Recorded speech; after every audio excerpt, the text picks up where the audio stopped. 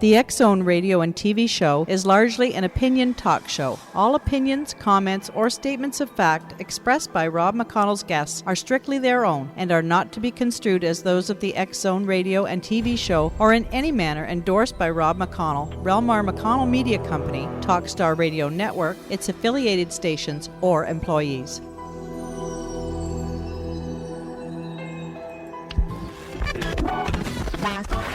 All Hit Radio.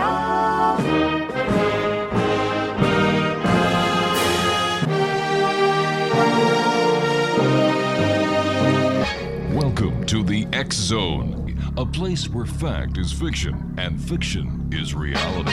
Now, here's your host, Rob McConnell.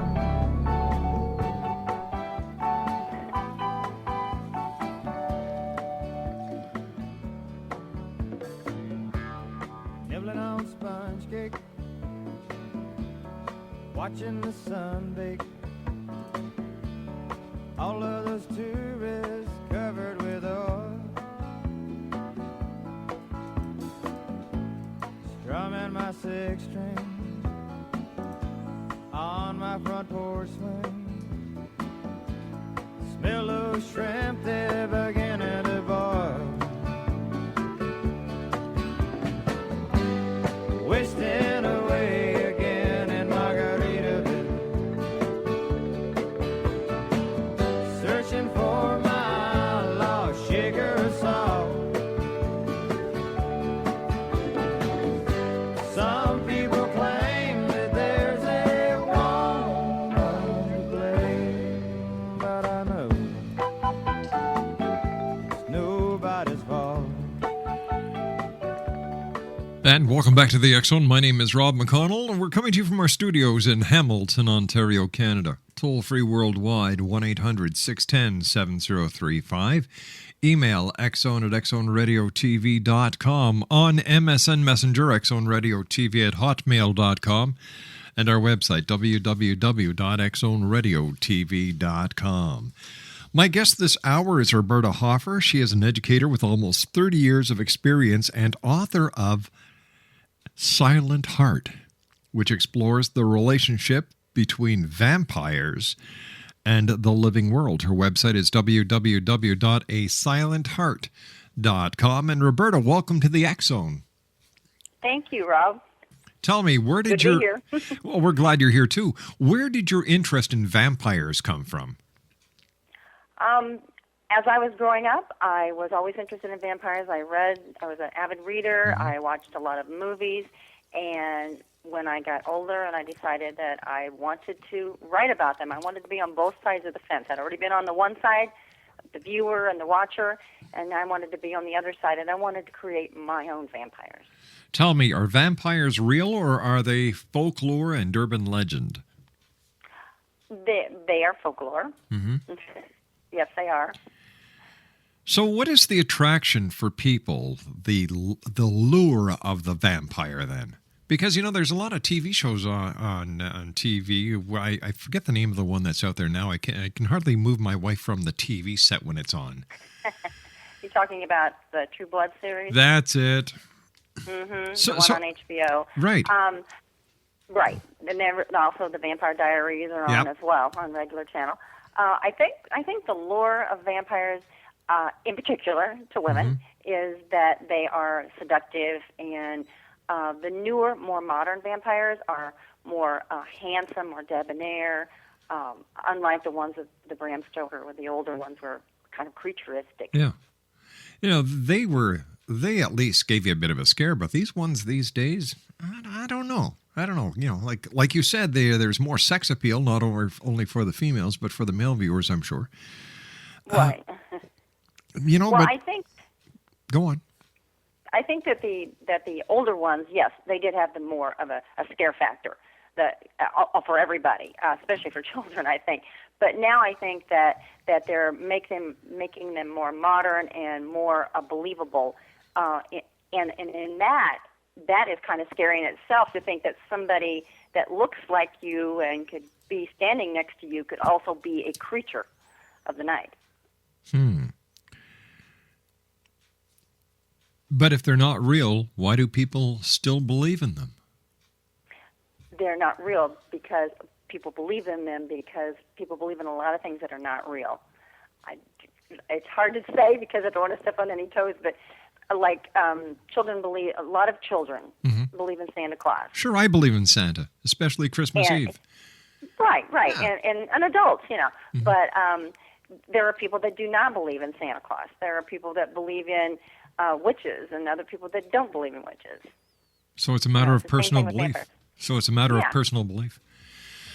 All right, Roberta, please stand by. You and I have to take our first 2-minute commercial break. Exo Nation, Roberta Hoffer's our special guest. www.asilentheart.com. That's www.asilentheart.com. And we'll be back on the other side of this commercial break talking about vampires here in the X Zone with yours truly, Rob McConnell. We'll be back in 2 minutes. Don't go away.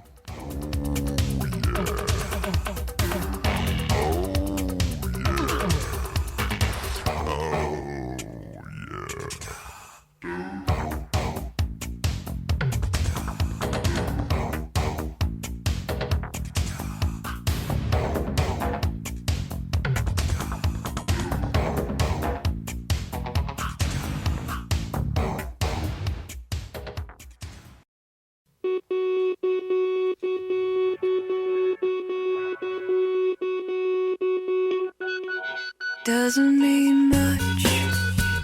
It doesn't mean anything at all. The life I've left behind me is a cold across the last line.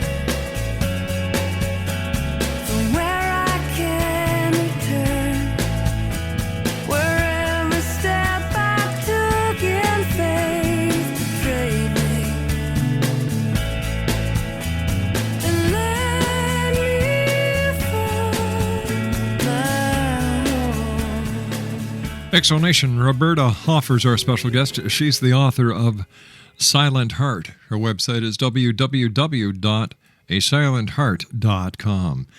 Tell me, can books about vampires negatively influence a child's mind?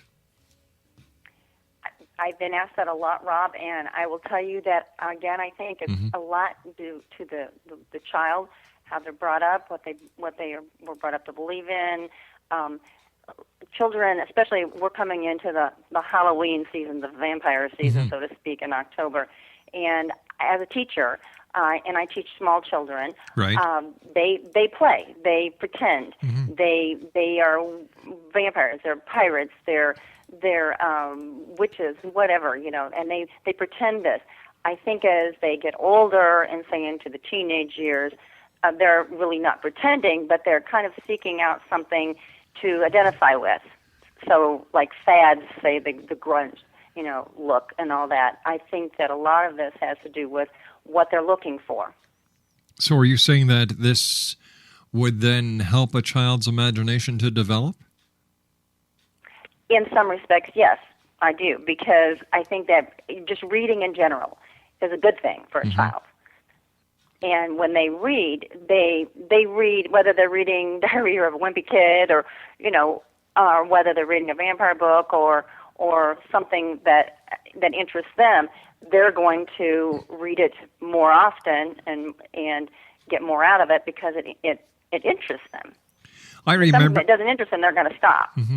I remember when the Harry Potter series came out, there were school boards that were getting lambasted by parents left, right, and center, and it seems that the stigma that was raised by certain philosophies has died down considerably.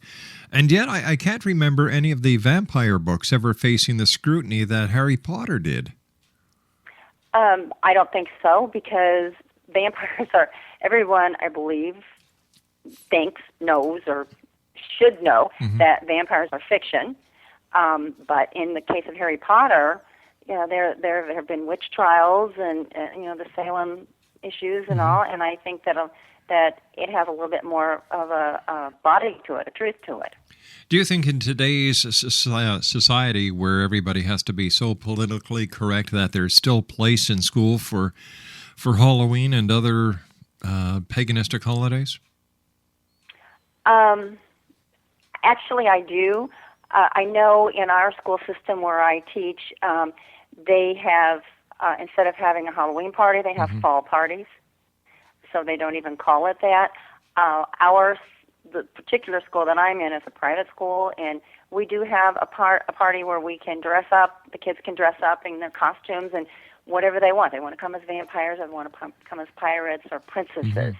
That's what interests them. I don't think that is something that's going to change them when it comes into November and you're getting ready to go into the holidays. You know what? When I was a kid going to school, we had Halloween parties, we had Christmas parties, we had Easter parties. But now, with kids having to be, the school boards having to be so politically correct, are we depriving our children of some very basic values because of political correctness? Sometimes I think we are. I do, because there are so many toes that are to be stepped on, so to speak. And when you're, if you just stop and think, well, all of this red tape that involves making these decisions, if you just say, is what really makes a child happy? Are they going to be happy being able to dress up and be whatever they want to be for their so-called quote-unquote Halloween party? Or are they going to be satisfied to have cider and donuts at their fall party? I think that some children are fine with that. It just depends on how they're raised. Other children would feel kind of like, they missed something. It'd be like having Christmas and basically not having Santa. Tell me, is vampirism a fad, or does the vampire industry actually have a strong hold between vampires and the living world?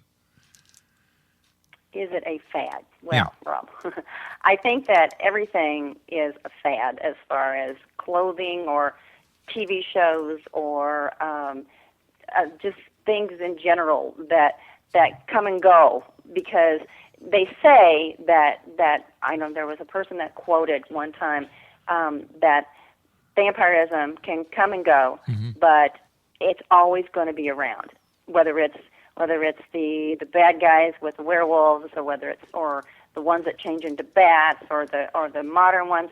It's gonna return. It may take a little, like of hills and valleys, but it will return. It will always be there because it's been there for decades, centuries.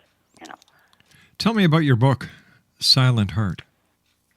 My book, Silent Heart, was actually created in my head by the beginning that I did some genealogy work into my family. And I came up with some interesting information about some family members that, of course, have been deceased for many, many decades that I never met, but I incorporated that into my book and used my deceased relatives as my characters. And a couple of things that did happen in real life to my great-great-grandfather, I did put into the book, and as far as his death was concerned. The vampires in your book, are they the blood-drinking, neck-biting, bat-turning into vampires? No. They are, of course, the modern type, I guess you might say. I have the good versus the evil, of course, and you've got to have that. The one thing about them is that, yes, vampires are vampires, from the Bram Stokers all the way up to the Twilights to my Silent Heart vampires. They do drink blood. But we have found a way to get around killing, at least my good vampires, get around killing humans and trying to coexist in the mortal world. And they do not turn into bats. They do not have fangs. You don't have to bite someone in the neck. They can go out in the sun, although they do get migraines if they're out in the sun very long. But they don't turn to ash. They don't burn up the minute they get into the sun. So they have some traits. They have the special abilities, the speed, the high velocity of hearing, of thought patterns, and being able to read others' minds. But they're different. Exonation, our special guest of this hour is Roberta Hoffer. She is an educator with almost 30 years of experience. and the author of Silent Heart, which explores the relationship between vampires and the living world. What is the relationship between vampires and the living world? Has it changed a lot over the years? Yes, definitely. I think from the very beginning, when vampires from Vlad the Impaler was one of the first ones that they actually talk about, and then of course you have your Dracula and all the others that have come in between, the Bela Lugosi's and all those. Yes, they've changed.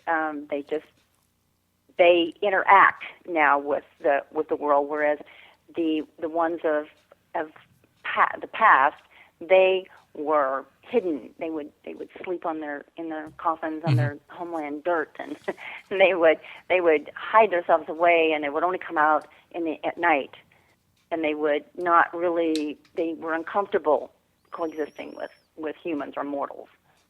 Today's vampires of our creation, the ones that we have created, are not uncomfortable with that. They try to mix in and mingle in and become part of society. I think my favorite vampire movie was the one with George Hamilton and Artie Johnson. The title escapes me right now. What was it, A Vampire in New York? No, that doesn't It sound... wasn't Once Bitten, was it? Yeah. It was kind of a pun on definitely vampires. it was, yeah. Yes. That was a funny one. There are a lot of funny ones. One just recently came out, just this past summer, was Vampires Suck, I believe. And it was just a takeoff of Twilight. What do you think of the series Twilight as an expert or a connoisseur of vampires? Of course, I've read the books, all of them, more than once. I've seen all the movies, and I have some of the collectibles. I even have the doll, the Edward doll. But I liked it because it did bring out a little bit more of a believability of vampires. And it kind of, I already had the idea in my head for my own vampires, and then when this came out, it was kind of like, oh, shoot. But I have some twists in Silent Heart that has not ever been done before. And there are just different things that happen to the mortal and the immortal world that has not, like Twilight did not touch on that. And there are several other things, other like Moonlight and different ones that have not actually gone to this area of being able to be mortal and immortal together. But I liked Twilight. I have to say I liked it. And it's very similar to Silent Heart in that when I write with proper language. I do not use language that would be offensive to anyone. That way children, say in middle school and above, can read the book. I'm not explicit in my sex scenes, such as in the Charlene Harris books, the Stooky Stackhouse books. They go to an extreme, but and especially in True Blood, like the one you say your wife likes. Yeah. Yeah. So I try to keep it within that range, and so I can kind of identify with Twilight. And with that. Yeah. She likes that, but she also likes Home and Garden Channel, so I don't know. Well, you have to have the extremes, I guess. from one to another to kind of give a balance. Roberta, you and I have to take our news break at the bottom of the hour. Please stand by. Great talking with you. Exonation, our special guest this hour is Roberta Hoffer. She's the author of Silent Heart. Vampires are the topic. If you'd like to visit her website, www.asilentheart.com. My name is Rob McConnell. This is the X Zone. We're coming to you from our studios in Hamilton, Ontario, Canada. We'll be back on the other side of this break. Don't go away. Light in your head and dead on your feet. Well, another crazy day.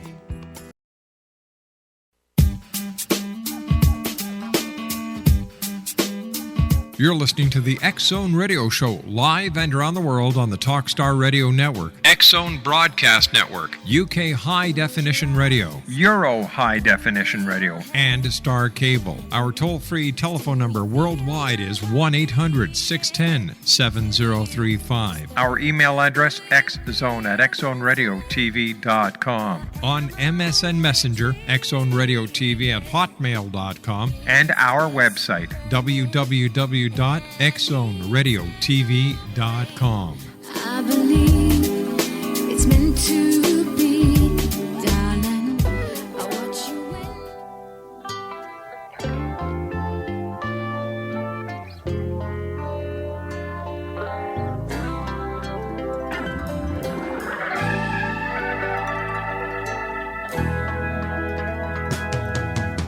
Stay away from my window. Stay away from my back door too. Disconnect the telephone line. Relax, baby, and draw that blind.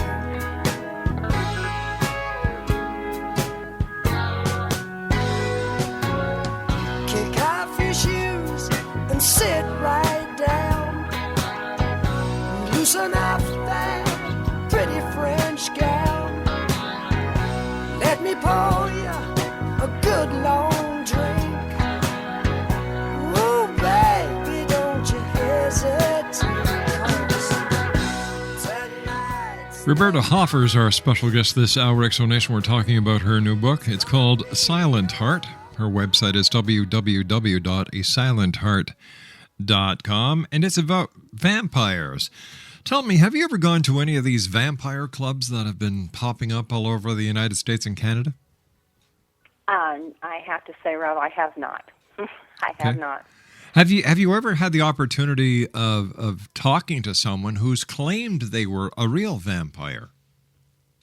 I have not personally spoken to someone, but I have been on many websites where they actually do believe that they are vampires or of that lineage, that they would be, they're not able to go out in the sun, and they actually talk about using people's blood to sustain themselves. And I have to say that did freak me out a little bit.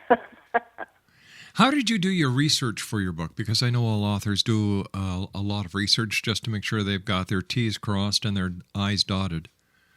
Yes. Well, like I said before, I did a lot of genealogy work to start out with, to give my characters some base and some personality.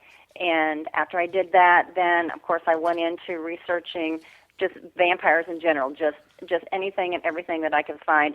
The internet is such a wealth of knowledge that I just pretty much saturated myself with it and spent hours and hours just reading about it. And of course, the book actually deals with my oldest.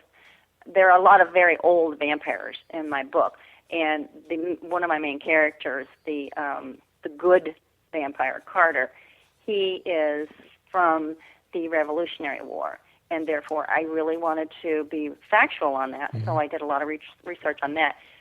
Right now, currently, I'm writing book 2 because it is a trilogy. So I'm writing book 2, and it actually involves even more history. So I've had to do more research into that because you're right. If you don't have your T's crossed and your I's dotted, somebody's going to catch it. What's the difference between a good vampire and a bad vampire? Well, of course, the bad vampires are ones that's going to kill you and drop you and leave you, and the good ones are the ones that are going to not do anything to you. They're going to try not to harm you. They will find other ways. Synthetic blood, that's something that I've really brought out in my book, is because in Silent Heart there are people that yes, there are vampires and immortals that do drink human blood, just for the fun of it. But my good vampires, they actually seek out synthetic blood, and they're finding ways of working at like Johns Hopkins University to be able to get this where they can use it. And it's a truth, because I also did research into synthetic blood, and it is actually happening in our society today as a way in which to help on the battlegrounds. And when they don't have blood, they can actually use a synthetic blood because it has a longer shelf life. So how would someone, if they wanted to, kill one of your bad vampires? How would they kill them? Giving away secrets. Actually, there's only one way to kill vampires, and that is with fire. With fire? You mean the silver bullets don't really work? The stake through the heart? Stake through the heart. Stake through the heart only messes up the shirt. Wow. Yes, it's only fire, and it really has to be, pretty good fire too. Does garlic ward them off, or is this just another urban legend? Just a legend. Just a legend. I mean, Jeez. and it's possibly for the older vampires. Yes, that probably worked for them. And no reflection in a mirror, that kind of thing. That probably did have an effect on them. But as the vampires have grown over the years and over the decades and over the centuries, they have changed, just like our society, just like us. Mortals have changed. Yeah, but we're not vampires. No. You think of a vampire, you think of some dark character in a cape with it over his face, jumping through the unlocked window of the fair maiden and oogling her with his eyes, thrusting himself upon her, then biting her in the neck. That's the vampires of old. Those are the vampires of old. They have evolved. Yeah, well, you're Vampires have evolved. You're talking to a radio personality of old over here, don't you know? You're talking to an immortal of old here. Remember, I've taught for almost 30 years, so I can't be 25. So you started teaching when you were 3 years old. There you go. Yes, I did. Yes, I was a student teacher. Is there? No, actually, I'll be honest with you. I will be 60 this year, but I still love vampires. It doesn't matter. Age has no bearing when it comes to vampires. Hey, I still love Santa Claus. I still love the Easter Bunny. I do. I love gifts, and I love chocolate bunnies too. Don't we all? Yes, we do. Tell me, as a teacher as well as an author, is there a connection between vampires and goths and the events that happened in Columbine? I don't know if I would actually involve vampires in that. I think maybe goths might have had a bearing, but I don't know that vampirism and vampirism and goth are dark. Okay, I understand that, but I don't believe that it was so much vampires. It's just the dark occult type of goth that possibly had some influence. I thought that one was a spin-off of the other. I don't think so. No way. I don't think so. I think back when I was a teenager, we didn't have goth back then in the 60s, but we had the Beatles. I was just going to say that. Yeah, and their long hair, and my parents didn't like that. They thought that was a bad influence on us, and the long hair and the mini skirts and that kind of stuff. But look, I turned out okay. Sure you did. And then prior to the Beatles, there was Elvis Presley and rock and roll, and how many, right. the ban that so many politicians and religious leaders tried to, force onto the radio stations so they wouldn't play any of this music. So things never change; they just evolve. Right. I think maybe we might be safer with vampires than we are with something that's actually real. Because the Beatles were real and Elvis was real. Yeah. Rock and roll is real. Mind you, I can't remember the Beatles ever being, going around biting people's necks or people trying to stick a stake in their heart. But what the heck do I know? I wasn't there all the time. Well, that's true, but I do believe I remember a comment that John Lennon said that he compared himself to God. That really brought up the interest. Well, you know what? But he was right. He was right. The Beatles were more popular than Jesus Christ at that time in history. They were to a certain group. They weren't worldwide. To the adults.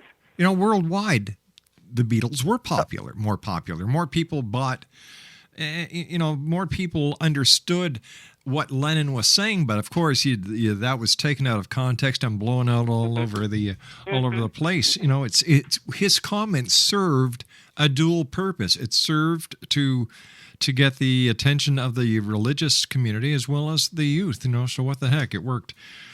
It did. Yeah, it did. Yes.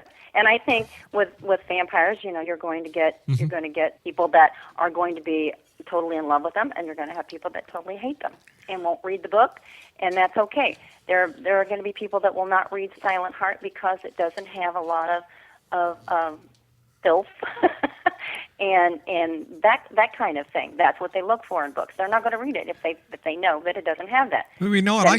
I commend you as an author. I commend you as a teacher, and I commend you as a parent for the way that you've approached this topic. Well, I just feel like, you know, I can't put my name on a book that I would be embarrassed with the language because that's not me. Mm-hmm. That's not the way I talk. That's not the way I was raised. And I can't put my name on a book that has a cover with something that's very seductive. It would embarrass me. I mean, I teach in a Lutheran school. I mean, you know, I have more respect for myself, but I also want people to be aware that books can be written with clean language and clean thoughts. Whatever you take out of that book, that's up to you. I'm going to take you to a certain point, and I'm going to bring you right to the edge, and then it's up to you to use your imagination. That's the whole point in writing a book, I think, and that's what I love about fiction, is that you can make it anything you want it to be, and therefore I chose not to go the rude route where I would feel embarrassed. I wanted to be clean. What do your friends and family say about your being an author of Silent Heart and writing about vampires? Well, most of the people that my family that know me well understand because I know my fascination with it. Other ones that don't really know how infatuated I've been all my life with vampires say, that's nice, good luck with that, But the book is written in the text that it's actually my daughter's age. It would be like my daughter. Only people that have read the book say, this is you. I can hear you talking. There are mannerisms in the main character, the female character, that is you.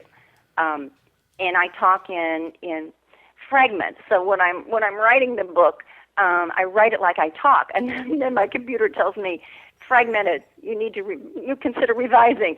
But I cancel that out and say, I talk in fragments. I'm sorry, that's the way I am. Read it as I am.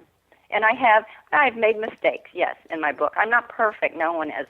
So I'm a new author. I'm a rookie, and I'm really wanting to get out there and show people that you can write things that have good quality, and you don't have to worry about getting into the smut and all that, and your kids can read it, and you're not going to be worried about them. I'd like you to take me back to that moment in time when you actually received your first finished copy. It's in your hand. What was it like? I was waiting on it, like on pins and needles, and when it finally came, I held it. My husband took me outside, said, let's take pictures. We took pictures with the book and me, but it was thrilling to me because it was like, finally, like I said, I'm going to be 60 this year, and finally, I have gotten a book out there, and now maybe I can retire and continue to write, and this is what I really want to do. I want to write books. I want to write fiction novels. I want to write children's books. That's a great interest to me. Are your books going to be towards the paranormal and vampires, or are your books going to be on a variety of subjects? Right now, like I said, the Silent Heart is the first of my trilogy. So I have 2 more books to complete for this.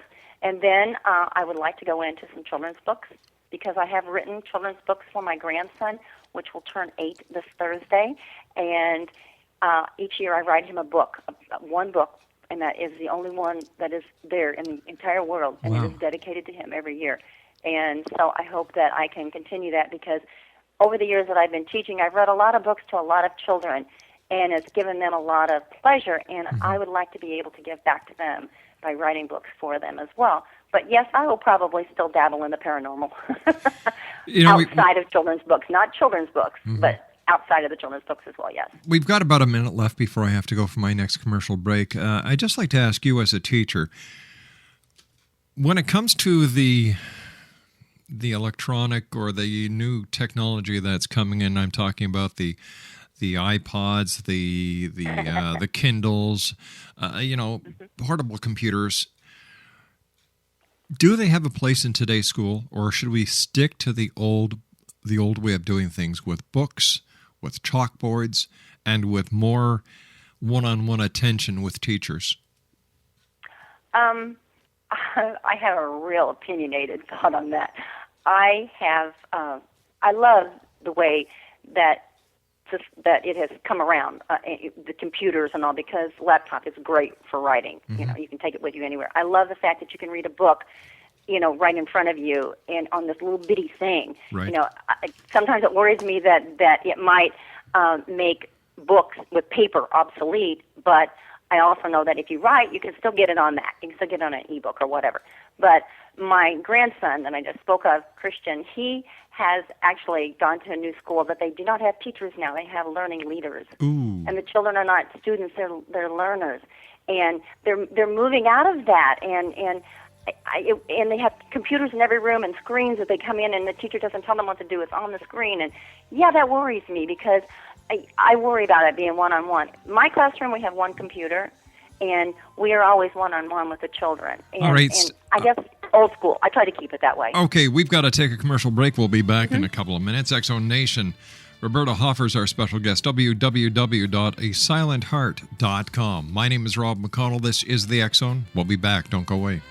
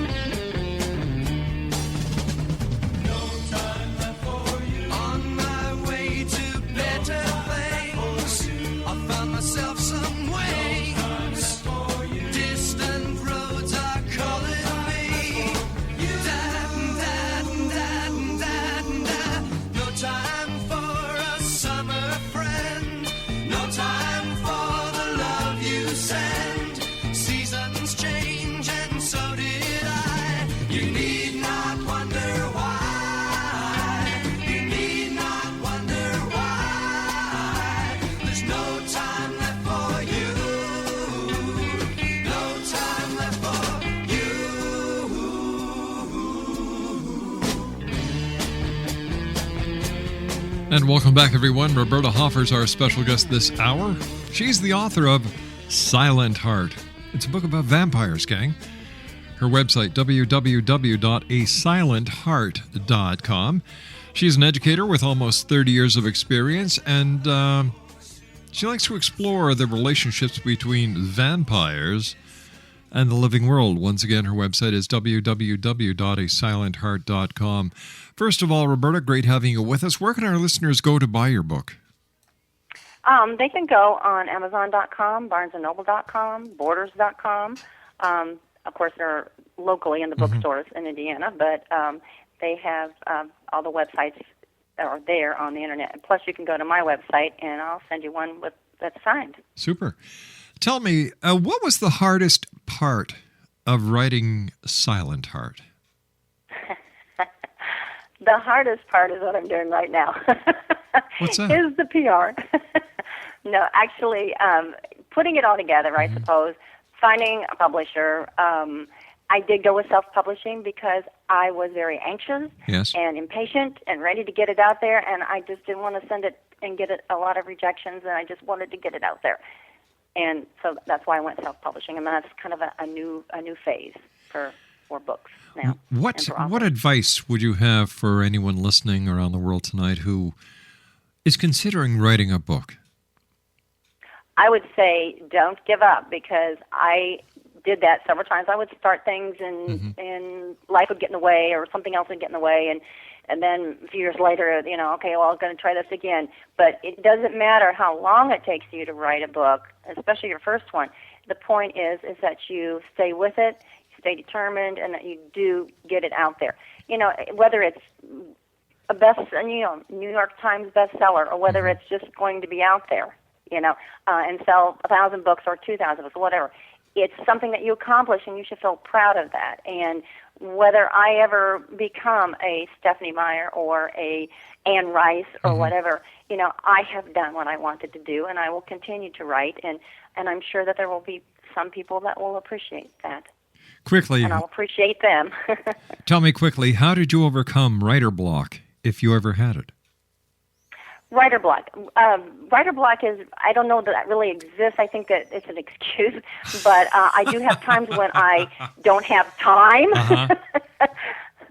I don't have time to write, so I guess you could call that writer's block. But I know that you might just run into a dead end, and then you just have to start your curiosity, your juices flowing again, and think about it and concentrate on it. And if you're really a writer and you're really serious about it, it'll come back. Roberta, we have to say so long for tonight. I do want to thank you so much. I wish you much success, and I look forward to the next time you're here with us in the X Zone with your next book. So until then, take care. Well, thank you, Rob. I have really enjoyed it, and I hope that everyone else has enjoyed it. And just contact me on my website and tell your wife to get the book and read it. Check it out. I will. www.asilentheart.com. Well, that's it for tonight, everyone. I'd like to thank each and every one of you listening around the world, whether you're at home, work, or the office, for allowing us to be part of your day or your night. So until tomorrow night, when once again we meet here in the X Zone, take care of each other, love your children, and always keep your eyes to the sky and your heart to the light. Good night now. I know